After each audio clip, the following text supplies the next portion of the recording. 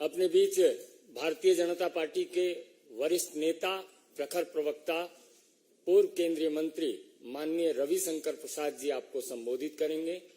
मेरा विनम्र निवेदन है माननीय रविशंकर प्रसाद जी से आपको संबोधित करें।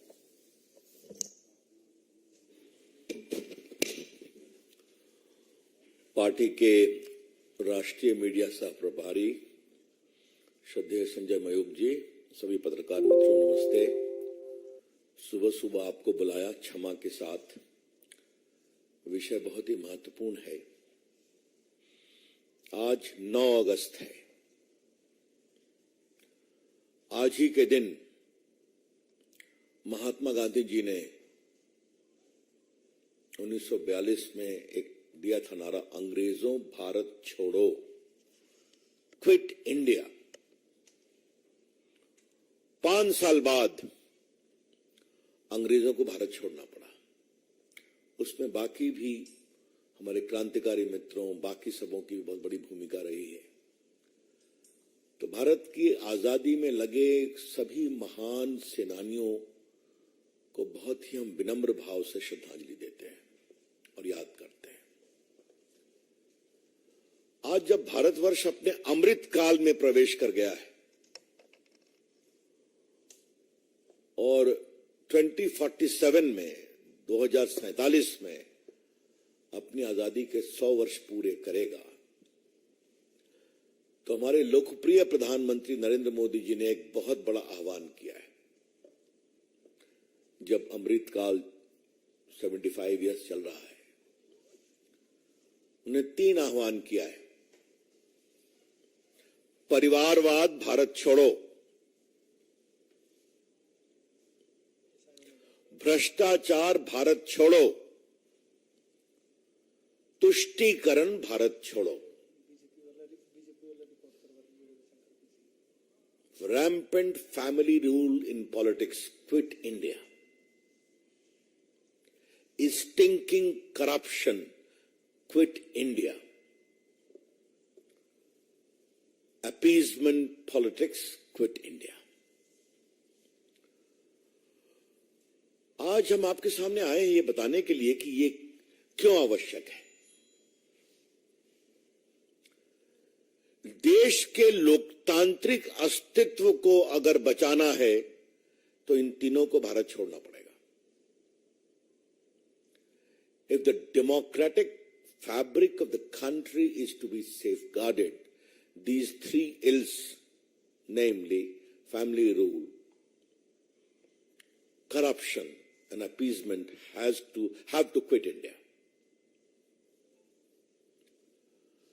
अगर देश की राजनीति में शुचिता को बचाना है, प्रोबिटी, प्रोप्राइटी, तो इन तीनों अभिशापों को भारत छोड़ना पड़ेगा। देश के लोकतांत्रिक अस्तित्व को बचाना है तो इन तीनों अभिशाप को भारत छोड़ना पड़ेगा। अगर देश के राजनीति में शुचिता लानी है तो इन तीनों अभिशाप को भारत छोड़ना पड़ेगा। और मैं अब इसको स्पष्ट करना चाहता हूं। परिवारवाद का मतलब क्या है? कोई किसी परिवार से जुड़ा व्यक्ति इलेक्शन लड़ता है, हमको इस पर कैसे आपत्ति कर सकते हैं। लेकिन परिवारवाद का मतलब है नेता का बेटा पार्टी का नेता बनेगा या बेटी। सिर्फ नेता ही नहीं बनेगा, वो प्रधानमंत्री भी बनेगा या प्रधानमंत्री का दावेदार होगा या मुख्यमंत्री बनेगा या मुख्यमंत्री का दावेदार होगा। इसे हम कहते हैं परिवारवाद, जहां साधारण पार्टी के कार्यकर्ता नेताओं के लिए कोई जगह नहीं है।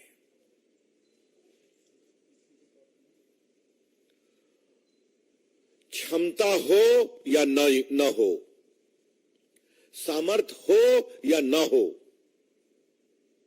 नेता वही बनेगा, पीएम वही बनेगा या पीएम का दावेदार बनेगा, सीएम वही बनेगा या सीएम का दावेदार बनेगा और पार्टी का बॉस बनेगा। अब मैं उसको कुछ उदाहरण से आपको स्पष्ट करना चाहता हूं। राहुल गांधी जी की पैकेजिंग, रीपैकेजिंग होती रहती है। कांग्रेस के लोगों को तय करना है, लेकिन कभी कांग्रेस के लोग ये विचार करते हैं कि राहुल गांधी की नेतृत्व की क्षमता कितनी है भारत ऐसे महान देश के नेता बनने के लिए। कल हम लोग भी संसद में उत्सुकता पूर्वक प्रतीक्षा कर रहे थे, क्योंकि कांग्रेस का ऑफिशियल ट्वीट आया, जन नायक राहुल गांधी बोलने वाले हैं। अब थोड़ा हम लोग आश्चर्य में पड़ गए। संजय जी और हम दोनों लोकनायक जयप्रकाश के सिपाही रहे हैं बिहार में आंदोलन में, तो लोकनायक तो सुना था, अब जननायक एक नया नाम आ गया। आप लोगों को मालूम होगा बिहार में एक बहुत लोकप्रिय नेता हुआ करते कर्पूरी ठाकुर, एक बहुत ही गरीब नाई परिवार में पैदा हुए, गरीबों के साथ संघर्ष किया और उनका बड़ा स्थान बना। उनको बिहार की जनता ने और देश ने कहा जननायक, तो कल साहब जननायक बना दिया इनको।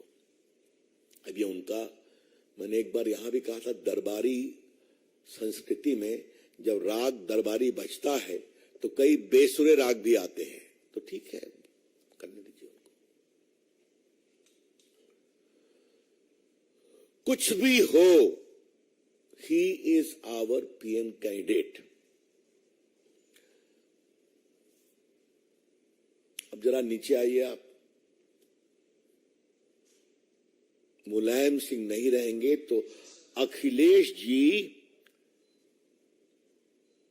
मुख्यमंत्री बनेंगे, भले परिवार में तफरका हो नहीं हो। उसके कारण उनकी पार्टी में क्या होता है मुझे बताने की जरूरत नहीं है आपको। बिहार में लालू जी की पूरी चाहत है कि मेरा पुत्र तेजस्वी उप मुख्यमंत्री से मुख्यमंत्री बन जाए, और नीतीश बाबू अपने पत्ते नहीं खोल रहे हैं। अब उनकी इंटरनल पॉलिटिक्स में मुझे कुछ नहीं कहना है, वो बिहार की जनता तय कर चुकी है और जबरदस्त जवाब देगी चुनाव में। लेकिन परिवारवाद क्या होता है मैं आपको बता रहा हूं।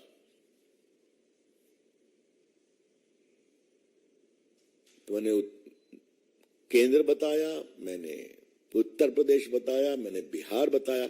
आप जरा बंगाल चलिए। बंगाल में गया था, जो अत्याचार ग्राम पंचायत चुनाव में हुआ था, देखने के लिए। वहां ये आम चर्चा है कि अभिषेक अपनी पारी के इंतजार में बेसब्र हो रहे हैं। अब वहां पुत्र नहीं है तो भतीजे आ गए। अब जरा दक्षिण चलिए। तमिलनाडु में कौन राज कर रहा है? तो करुणानिधि के पुत्र हैं। थोड़ा बगल में आइए तो तेलंगाना में बार बार यह स्वर सुनाई पड़ता है कि अब मुझे राज करने दिया जाए, बहुत हो गया, 10 साल से मैं वेट कर रहा हूं। आप खुद समझ रहे हैं मैं क्या कह रहा हूं। तो ये पूरा जो है परिवारवाद का एक छोटा नक्शा मैंने आपके सामने रखा है।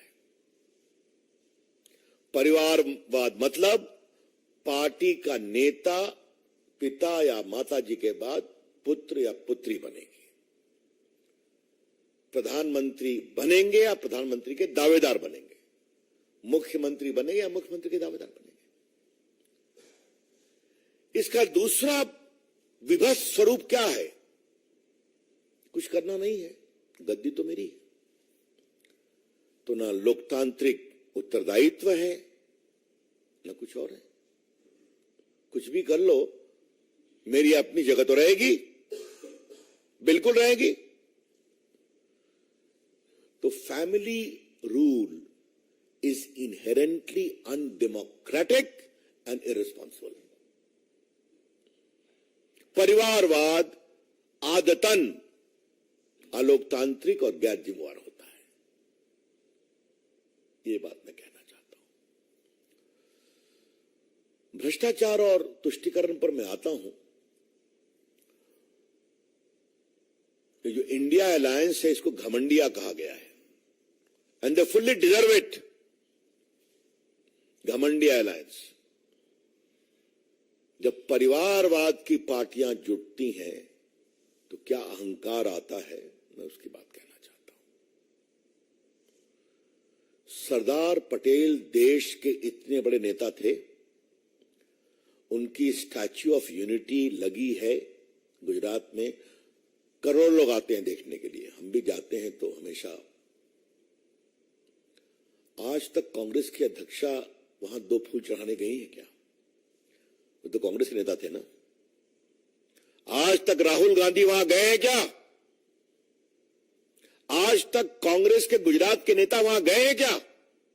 ये कौन सा अहंकार है कि जिस व्यक्ति ने देश को जोड़ा, उसकी दुनिया की सबसे बड़ी प्रतिमा पर हम 2 फूल भी नहीं चढ़ाएंगे? यहां सुभाष चंद्र बोस की प्रतिमा लगी है ना, इंडिया गेट के पास। अलौकिक प्रतिमा है। महान सपूत देश के आज तक लोगों को याद करते हैं। नरेंद्र मोदी की सोच के हम सभी ऋणी हैं। वो जगह खाली थी, उन्होंने कहा नहीं, यहां सुभाष चंद्र बोस लगेंगे, क्योंकि देश की आजादी में उनका भी हाथ है। कभी सोनिया गांधी गई हैं क्या? कभी राहुल गांधी 2 फूल चढ़ाने गए हैं क्या? छोड़िए इस बात को। वॉर मेमोरियल मोदी जी ने बनवाया। इन्होंने 70 साल कुछ नहीं किया, 50 साल 60 साल। क्या है वॉर मेमोरियल? भारत में जितने युद्ध में जितने सैनिक मारे गए, सबों का नाम लिखा हुआ है वहां पर। आप लोग नहीं गए हैं, जरूर जाइए। और जितने परमवीर चक्र पुरस्कार से सम्मानित हैं, उनका बस लगा, उनकी अलग एक वाटिका है। और वहां एक मोदी जी ने इतना बड़ा डिजिटल प्रावधान निर्देश देके बनाया है, आप बटन दबाइए, सारे परमवीर चक्र अवार्डी का चेहरा आएगा। जिसको चाहिए आप बटन दबा के माला बना दीजिए। क्या कभी सोनिया गांधी गई है वहां पर 2 फूल चढ़ाने? इंदिरा जी की अगुवाई में 71 का युद्ध लड़ा गया सफलता से। उसी युद्ध में मारे गए सेना के लोगों को श्रद्धांजलि देने क्यों नहीं गई? क्या मतलब है इसका?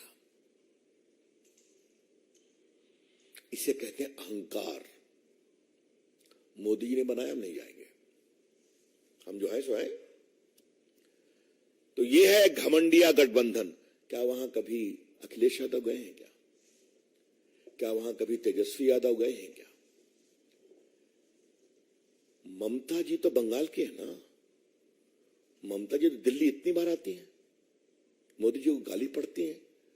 सुभाष बोस की प्रतिमा पर एक बार भी 2 फूल चढ़ाने गए क्या वो और उनके भतीजे अभिषेक? ये कहते हैं घमंडिया संगठन।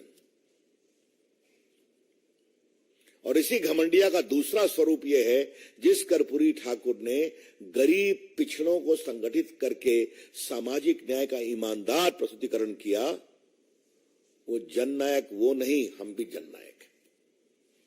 ये है अहंकार। आज मैं सवाल उठा रहा हूं, कुछ कारण से उठा रहा हूं। नीतीश कुमार जवाब दीजिए जो मैं सवाल उठा रहा हूं। लालू जी जवाब दीजिए जो मैं सवाल उठा रहा हूं। तेजस्वी अखिलेश जवाब दीजिए कि दिल्ली आप इतना आते हैं, एक बार सुभाष बोस की प्रतिमा पर आपको जाने का अवसर नहीं मिलता है। सरदार पटेल की प्रतिमा पर प्रणाम करने का आपको कोई अवसर नहीं मिलता है। वॉर मेमोरियल में जाने का अवसर नहीं मिलता है। तो जो लोग परिवारवाद की पॉलिटिक्स करते हैं, उनके अहंकार तो आता ही सबका ही है। तो मित्र, ये बात हुई परिवारवाद की। अब मैं बाकी दोनों विषयों को लेता हूं। एक बात आप जान लीजिए, जहां परिवारवाद की नग्न राजनीति होगी, उसके साथ भ्रष्टाचार और तुष्टीकरण अपने आप आ जाएगा। ये तीनों त्रिवेणी है राजनीति की, गंदी त्रिवेणी। त्रिवेणी का एक बड़ा सार्थक मतलब होता है परिवारवाद, भ्रष्टाचार, तुष्टीकरण। ये भारत की राजनीति की गंदी त्रिवेणी है, the dirty triangle of India's politics. मैं आपसे एक बात कहूं, भ्रष्टाचार वहीं पनपता है और वहीं पनपा है जहां परिवारवाद रहा है। मैं गिनाता हूं, 2G के समय किसका शासन था? परिवार का। मनमोहन सिंह की कितनी चलती थी? कोयला घोटाले में तो जेल रहे हैं, ट्रायल सुप्रीम कोर्ट में स्टे के लिए गए हुए हैं।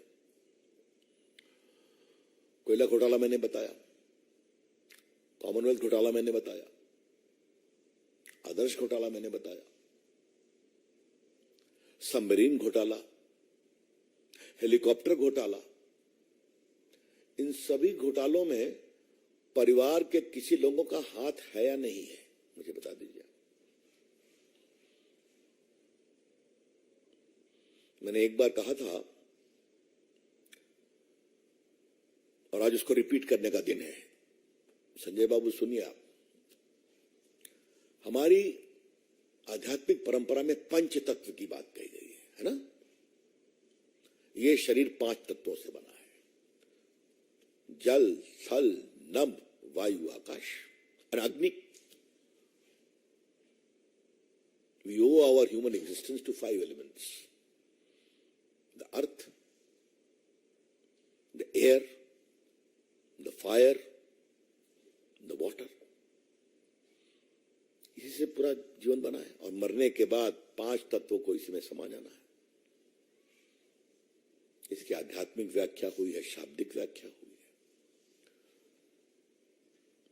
कांग्रेस पार्टी और उसके मित्रों ने पंच तत्व की एक जबरदस्त व्याख्या की कि पंच तत्व तब तक प्रामाणिक नहीं होगा जब 5 तत्वों में भ्रष्टाचार नहीं होगा। उन्होंने कहा नहीं, करके दिखा दिया। अब देखिए, थल का भ्रष्टाचार, कॉमनवेल्थ, आदर्श घोटाला। वो थल से ही नहीं रुके, पाताल भी चले गए, वहां कोयला घोटाला कर दिया। फिर आकाश में चले गए, वहां हेलीकॉप्टर घोटाला कर दिया। मालूम है, काफी केस चला है, आज बताने की जरूरत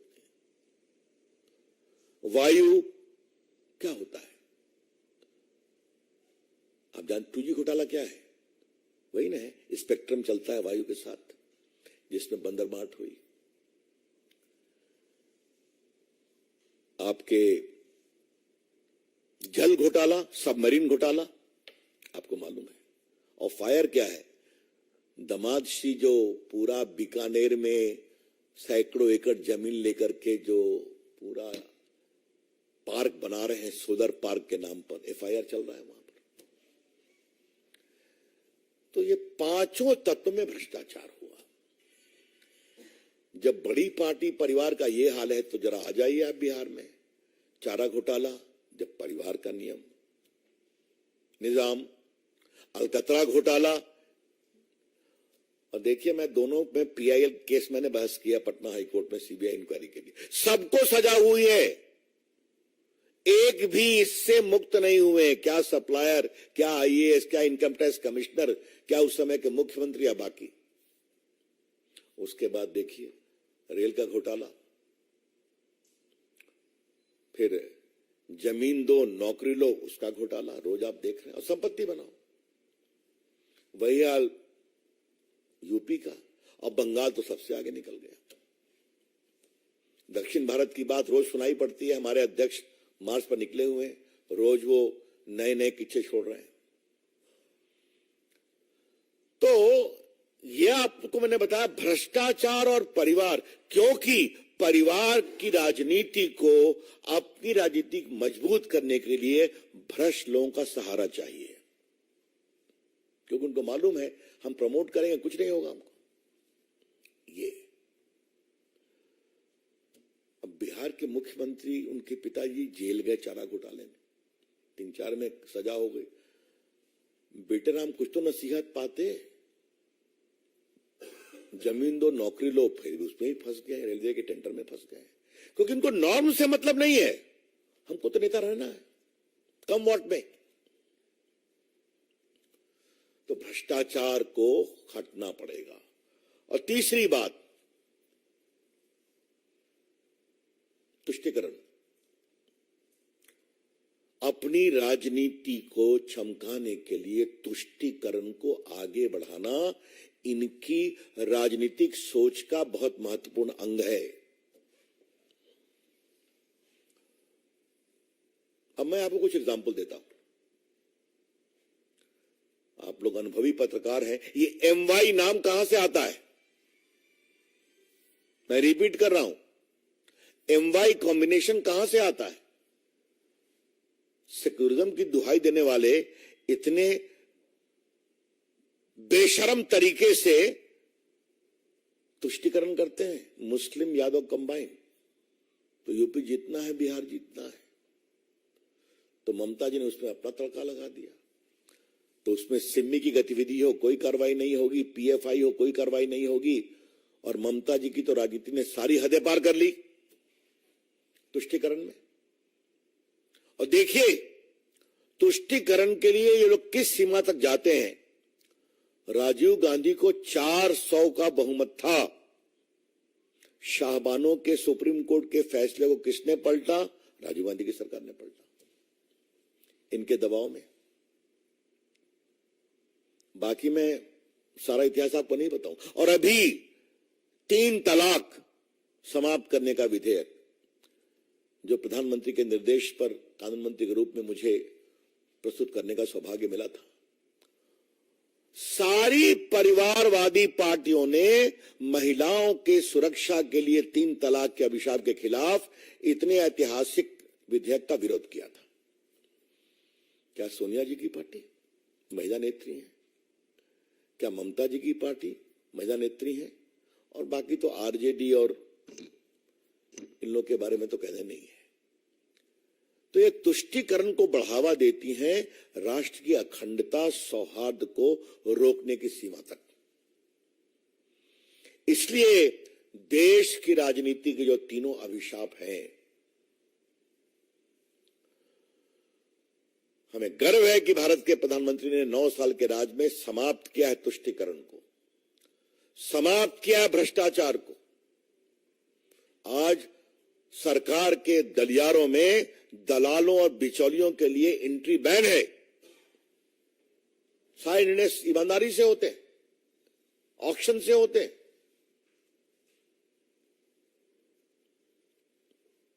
आज भारत ने डिफेंस परचेज में कहां से कहां अपना स्थान बनाया, आपको मालूम है। राफेल भी आ रहा है, बड़ी बड़ी सबमरीन भी आ रही है, और आज मेड इन इंडिया चीजें, अस्त्र वेपन बाहर जा रहे हैं। ये होता है ना। तो ये आज बहुत ऐतिहासिक दिन है। भ्रष्टाचार की बात आई तो संजय बाबू हमको कभी कभी फोन करते हैं, कह रवि भैया फिर कुछ आया है। हमने कहा हम लोग का तो कुछ नहीं। कहा नहीं, पिछले वाला ही आया है, वो नया निकलता है। तो इतनी लंबी फेरिस्त है उनकी कि आस्ते आस्ते निकलती रहती है और निकलेगी भी। इसीलिए देश के लिए, देश के हित के लिए, देश की सुरक्षा के लिए, देश के लोकतंत्र के लिए, देश की शुचिता के लिए और आम लोगों का लोकतांत्रिक संस्थाओं में विश्वास बढ़ाने के लिए यह बहुत जरूरी है कि ये तीनों अभिशाप, परिवारवाद, भ्रष्टाचार, तुष्टीकरण, भारत छोड़ो, for the sake of India, for the sake of country's security, for the sake of country's integrity, for the sake of probity in public life of the country, it is very important that these 3 ills, namely blatant family rule, corruption, and shameful appeasement, must quit India. Thank you, Mitro. Arun CNN.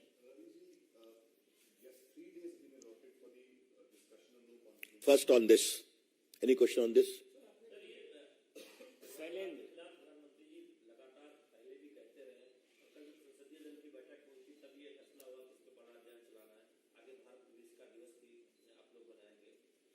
लेकिन हम देख रहे हैं इस पर सीधे तौर पर कोई जवाब विपक्ष से नहीं आता और कई बार वो ये कहते हैं कि दूसरे पार्टी में लगी है एक्शन हमें क्यों कहा जा रहा है, तो विपक्ष मौन हो जाता है जब पुष्टिकरण। जब जवाब देने को नहीं कुछ बचता है तो नीतिगत रूप से मौन धारण किया जाता है। लेकिन भारतीय संस्कारों में एक और बात है ना, मौन स्वीकृति लक्षणम। हाँ, क्या उनको बोलने के पास क्या है? इसलिए मैंने आज पार्टी के राष्ट्रीय फोरम से बहुत विस्तार से बताया कि ये तीनों अभिशाप क्या हैं और कैसे भारत के आइडेंटिटी को खोखला कर रहे हैं। पीयूष,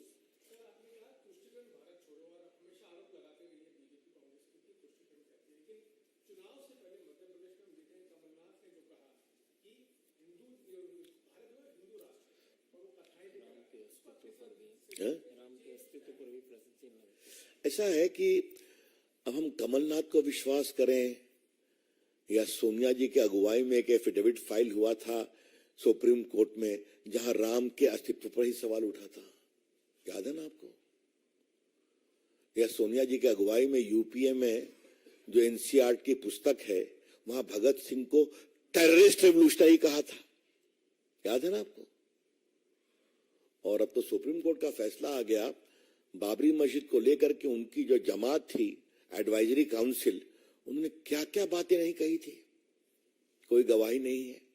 अब मैं वहां वकील रहा हूं, छोड़िए, बहुत कुछ बोलने को है। इसलिए अब वोट के लिए उनका हिंदू प्रेम जागा है, अब छोड़ दीजिए, जनता तय करती है। ये कन्विक्शन नहीं है, कन्वीनियंस है। ये आस्था नहीं है, राजनीतिक सुविधा है। Any other question? अरुण फिर मैंने एक मिनट पर इस पर इसके बारे में कुछ, चलिए। Arun ji,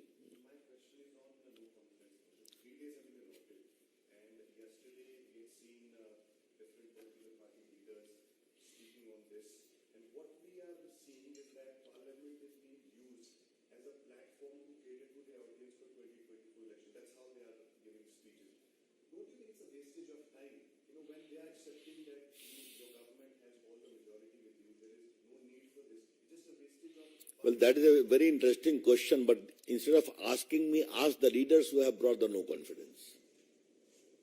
That is their right. Speaker accepted it. Whatever they are saying will be replied to. But yesterday I was very curiously awaiting the arrival of Rahul Gandhi to unleash a barrage on attack on us. His conspicuous silence was too conspicuous.